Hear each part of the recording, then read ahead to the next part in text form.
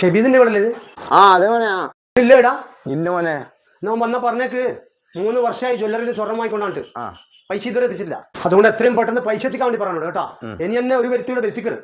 നീ പാടോ ജ്വല്ലറിയിലെ ആളുടെ വന്നു എന്നിട്ട് ബാക്കിയുള്ള ആക്കിയുടെ സമാധാനത്തിൽ നിൽക്കൊന്നും വേണ്ട. ഉപ്പ ഞാൻ ഈ കുരുത്തക്കേട് കളിച്ചിട്ടു കള്ളു കുടിച്ചിട്ടും ആക്കിയ കടയല്ലത്.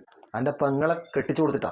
അതുകൊണ്ട് ആ കട ഞാൻ തന്നെ വീടണം, നിങ്ങൾ വീടൂല. അതുകൊണ്ട് മിണ്ടാണ്ടാടി ഇരിക്കുക. മോനെ നീ പറഞ്ഞതിലും കാര്യമുണ്ട്, സമ്മതിക്കാൻ പറ്റിയിട്ടില്ല.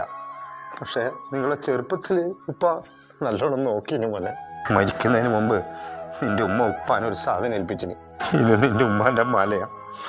ഇത് മോൻ കൊണ്ടുപോയി വെച്ച് മോനെ കടം പിടിക്കും. ഞാൻ എൻ്റെ ദേശം കൊണ്ട് പറഞ്ഞു പോയതപ്പ എൻ്റെ ഉമ്മാൻ്റെ മാല. ഇത് മരണം വരെ ഉപ്പ സൂക്ഷിക്കണം.